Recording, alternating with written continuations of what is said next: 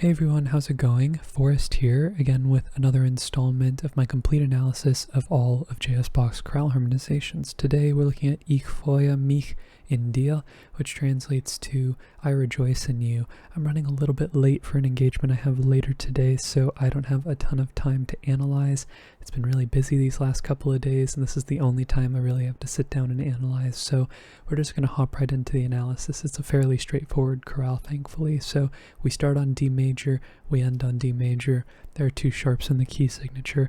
I reckon we're in the key of D major. However, there is an argument to be made that we're in the key of G major. Bach does avoid the use of any C sharps here, so this D could be a long 5 chord before a G major at the end of this phrase, but I think we're in the key of D major. That's just what it sounds like to me, and this is just going to be a subdominant cadence, or what I've also been calling an imperfect authentic cadence in the key of the subdominant. There are two labels for the same thing, just the analysis looks a little different on the page. One uses normative conventional language, the other is more of a logical outlook on what's happening. This D major chord is our tonic. We then have D, A, D, and F sharp, which is another tonic chord, no need to reanalyze. Passing tone in the bass, F sharp, A, D, and D. That's D major over F sharp. We'll just change the figured bass, no need to reiterate the Roman numeral. Neighbor tone in the bass, passing tone in the alto, F sharp, D, A, and A. That's another D major chord in first inversion, no need to reanalyze. Neighbor tone in the bass, F sharp, A, D, and A again, which is another D major chord in first inversion. However, this is where I'm going to analyze our modulation to G major. It is now our 5 chord in first inversion, and then we cadence on G major, G, G, D, and B, which is our tonic now, speaking in terms of G. However, we could have modulated to G major at really any of these points. However, the melody doesn't feel like we've even left the key of D major, so this is mostly a logistical analysis. The fact that we don't really have vocabulary for 1 going to 4, but ipso facto it's also 5 going to 1 in the key of G, and it really doesn't cause too many issues in terms of analyzing it that way. So however you want to look at it, it doesn't really matter. I've talked about it at length in many videos before, no need to beat a dead horse. But looking ahead, we have a perfect authentic cadence in the key of D, no modulations. We're going to move right back to D here. We have another G major chord, G, B, D, and B. This is now our 4 chord in the key of D major. We then have A, C sharp, and E. That's A major, which is our 5 chord. Passing 7th in the bass, F sharp, A, C sharp, and E. It's an interesting chord. I think we can make the argument that this is some type of 3 chord, like a 3-7 chord in root position, F sharp, A, C sharp, and E. 3-7, but I think actually what's happening here, and this is really just splitting hairs here, but we have E, A, C sharp, and E, which would be more like a 6-4 chord that's happening in passing, and it feels like because we have a tonic triad happening on beat 3, F sharp, A, D, and A, 1-6, it feels more likely that the overall trajectory of the progression is 5 going to 1 rather than 5 going to 3 going to 1. When we have activity going on in the bass here, it's hard to pick out where the chord tones are in some cases, but this is my educated opinion, my educated guess. If you have a different opinion, if you are staunchly convinced that this is an F sharp minor 7 chord, that's totally okay.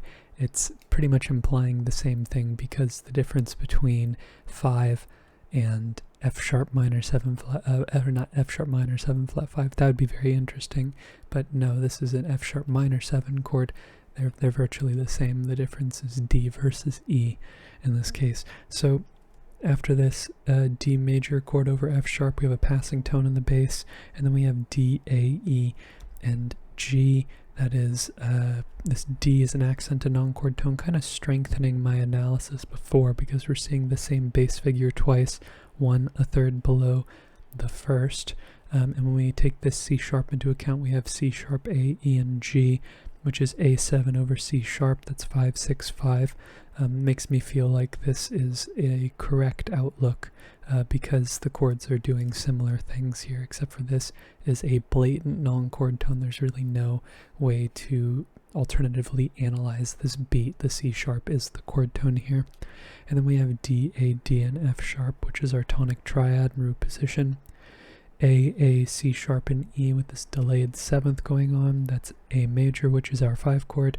And then, of course, another tonic triad, D, F sharp, A, and D. Okay, looking ahead, we have an imperfect authentic cadence in the key of D major. We start off with D major, D, D, F sharp, and A, just some vocal rotation. No need to reanalyze. And then we have G, D, G, and B, which is our 4 chord like we learned earlier with a passing 7th in the bass. We then have E, G, G, and B. That's E minor in root position, 4 going to 2. Not a very common progression, but we do see it, especially when we're going into a cadence, and this is a short phrase, so we are nearing the cadence. This D is a passing 7th, this F sharp is a non-chord tone. I mean, with the same logic that we were talking about before, we could make the argument that this is D, G, F sharp, and B, making this a G major 7 chord over D, which would be a 4-4-3 chord, but I don't know, it doesn't really feel that way to me. That's just my intuition speaking there. We then have C sharp, A, E, and A.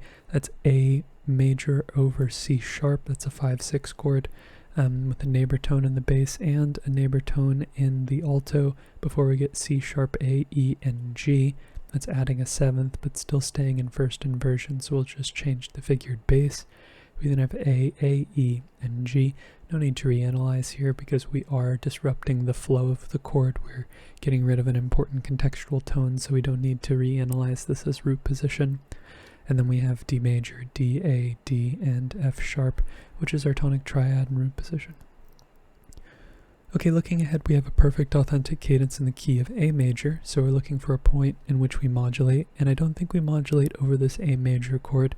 A sounds like it's 5 going to 1 over these 2 beats, so I feel like the D chord is probably where we're modulating because we have this G sharp here, and it feels like this is one of those modulations that happens before the introduction of the chromaticism rather than after the fact. Sometimes it flip-flops between which analysis feels more accurate, but this time it feels like the modulation happens before. So this A major chord, A, C sharp, and E, that's 5 like we just discussed. D, A, D, and F sharp, that's our tonic like we just discussed. And in the key of A major, this is our 4 chord. We have a neighboring 7th in the bass before we get D, B, E, and G sharp. This is E7 over D, or 5-4-2. This B gets introduced in the bass here, leaving us with B, B, E, and G sharp, which is kind of like a little passing 6-4 chord, but really it's more ornamental than anything else, so you could probably leave that out of your analysis. I was on the fence about adding it anyways, so I don't know. But regardless, we have C sharp, A, E, and A. The 5-4-2 chord does ultimately land where it would, where the 7th resolves down by step, and then we have our tonic triad, A major and first inversion. Then we have D, A, F sharp, and B. That's B minor 7 over D, which is 2-6-5. Little ornamental passing tone here is a 16th note. This D is a chord tone, so we don't need to mark it. We then have E, A, E, and C sharp, which is A major over E. That's 1-6-4. Neighbor tone in the bass. E, G sharp, E, and B, which is our 5 chord, E major.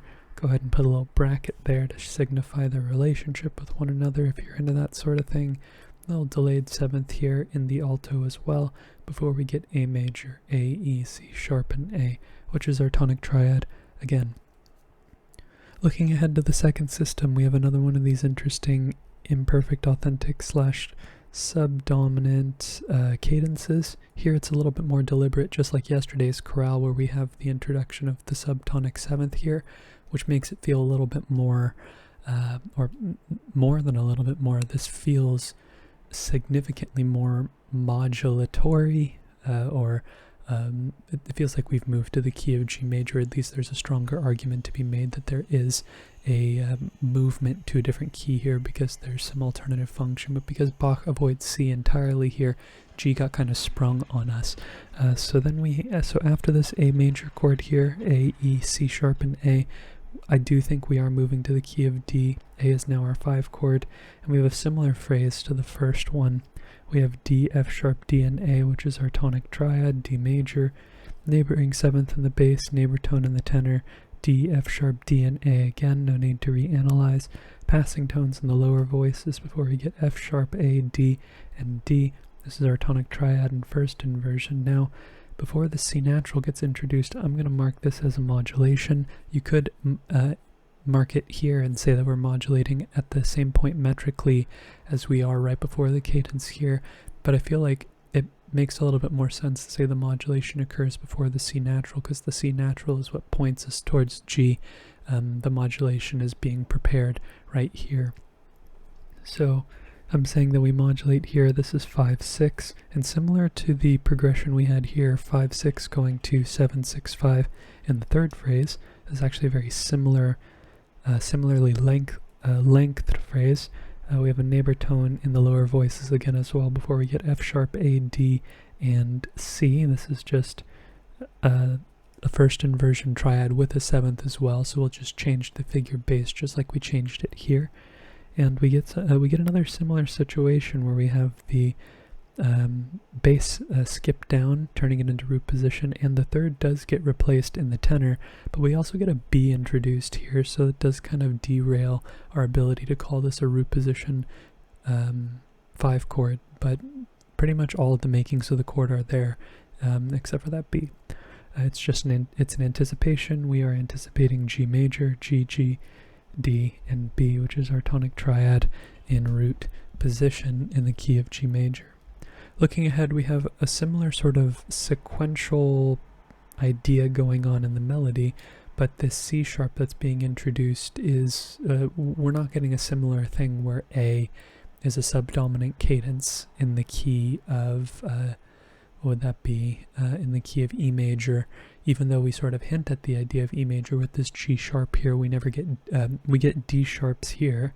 Actually, I feel like my argument is derailing as I'm making it, but no, I think we are pretty clearly in the key of D major here, and this is actually kind of a rare half cadence where we don't have the 5th of the chord in the melody in this A major chord.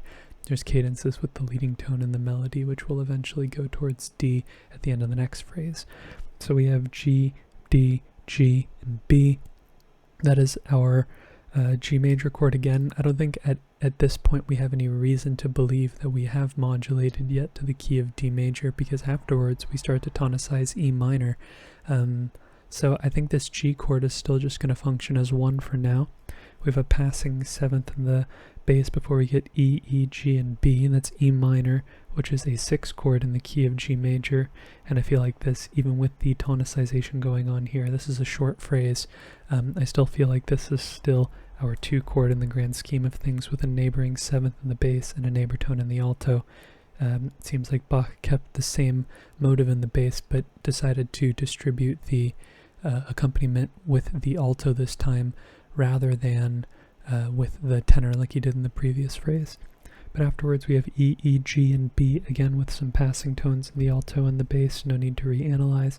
And then with G sharp we have B, B, and E, which is E major over G sharp. This is a secondary dominant. I think this is the first secondary dominant we've seen in the entirety of the chorale. This is 5-6 of 5. E is our dominant in the key of A major, and because we're in the key of D major, it's functioning secondarily to our primary analysis, which 5 would be our dominant, or A rather would be our dominant. We have some neighbor tones in the alto and the bass before we get G sharp, E, B, and D. Doing the same thing here where we're getting a 5-6 chord going to 5-7-3 or 5-7 in first inversion. This E and this G sharp with the C, basically the exact same thing going on here, except for we're not cadencing on a tonic, even though it's being tonicized, we're cadencing on 5. And we could make the argument that the entirety of this length of chorale from the pickup to this second system through this point is in the key of D, and we have cadenced on 4 and we've cadenced on 5, but I still haven't encountered anywhere written where we have a normalized term, or at least some type of codified definition for a cadence that ends on 4, because if we look at the whole trajectory of the chorale and make a progression out of the final cadential chords, we have 1, 1, or we have 4, 1, 1, 5, and I'm talking in terms of D major here, 5, 4, 5, 6, and then 1. So we never cadence on anything that isn't diatonic to the key of D major, so this 4 I feel like plays a grander role in the grammatical scheme of the chorale, but because I haven't encountered a term for it, it can be analyzed as an authentic cadence, and I feel like there's intention behind that, so that's how I choose to do it as a compromise. But this idea of the subdominant cadence, that feels right as well, so I include that.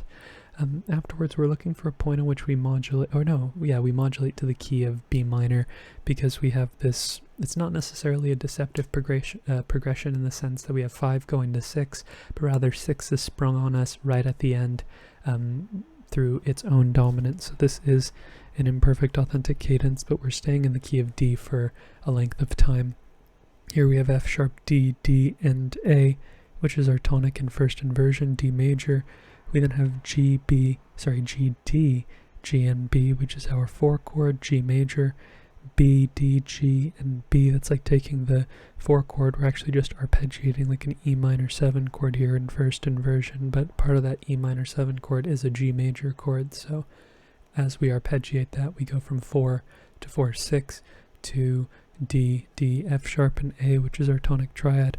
Interesting how we have a 4, 6 chord. I guess technically there's it's over a subdivision, but we have 4, 6 going to 1, where we get no bridging tone. We usually get the leading tone connecting the two notes, the 6 and the tonic of the scale, but of course this is not downbeat to downbeat. This is shared over the same beat or over the course of a beat, so it's not quite the same, but it's interesting to see 4, 6 going to 1 here without a leading tone connecting it.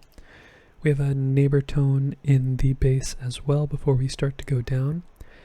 D, D, F sharp, and B. That's B minor over D, which is 6, 6. And I think that this is where we're going to the key of B minor through the 6th chord. It is now our tonic. Passing tone in the bass. We then have B, C sharp, F sharp, and C sharp. We saw a similar thing happening.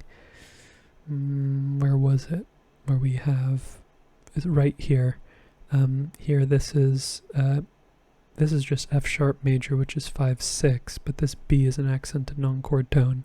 The exact same thing pretty much happening here, right before our cadence in the second phrase here. Before we cadence on B minor, B, B, F sharp, and D, which is our tonic triad and root position. And I'm going to analyze this as a common chord modulation. This is now 6 in the key of D to prepare us for a perfect authentic cadence in the key of D major. However, I think with the gap, you could analyze this as a direct modulation as well. It just so happens that this is a common chord, and it's more in line with the logic that I've used for the majority of my analyses so far, so I'm going to stay consistent with it. I think both analyses are correct, though. We then have F sharp, D, F sharp, and A, starting off the phrase with another tonic triad in first inversion, just like we did here. Passing tones in the inner voices, G, B, D, and B. Another 4 chord, we're seeing a similar progression like we saw here at the beginning of the previous phrase. We have passing tones in the lower voices before we get B, D, B, B, D, and G, which is just taking our G major chord and putting it in first inversion. We then have G, D, D, and F sharp again, with another one of these interesting cases where we could call this 4 chord like a 4, 7, because we get the 7th introduced, but the 3rd of the chord goes away, so I feel like this is more incidental than anything else. We then have A, C sharp, and E, which is our 5 chord, A major. We get it again, A, C sharp, and E, with this delayed 7th going on in the tenor, and of course we cadence on our tonic, D, F sharp, A, and D, D major. And that is going to conclude today's analysis. Like I said at the beginning of the chorale, pretty much entirely straightforward. Really the only points of contention I would argue are the subdominant cadences and sort of where, if you are analyzing them as authentic cadences, where do they modulate? If we spend the whole phrase on D major, are we not just already in the key of G major? I don't think so, because we have C sharp going to D here, so this would have to be the earliest that we modulated, but ultimately speaking, it's a relatively minor point in the grand scheme of things. We know that we arrive on an interesting cadence, and that's where the majority of the emphasis goes. But if you're interested in following me along on this journey to analyze all of the chorale harmonizations, feel free to subscribe to the channel and hit the notification icon so you can get notified of my daily upload. This is episode 220, I believe, or 221, and there are more than 200 chorales left to analyze, so I'm very excited for that. I'm very excited to continue the journey, and I would love to have you along on the journey as well. So yes, consider subscribing to the channel. Thank you so much for watching the video and supporting the channel by doing so. It means the world to me. I am nearing 100 subscribers, which is honestly so surreal. I didn't think that these videos would garner really any attention. I was doing it mostly for myself to have in my own portfolio, for like my own like musicological endeavors, but the fact that people are enjoying the content and I'm racking up regular views is really exciting, so thank you for the support. But with all that being said, I look forward to tomorrow's analysis, and I hope you take care.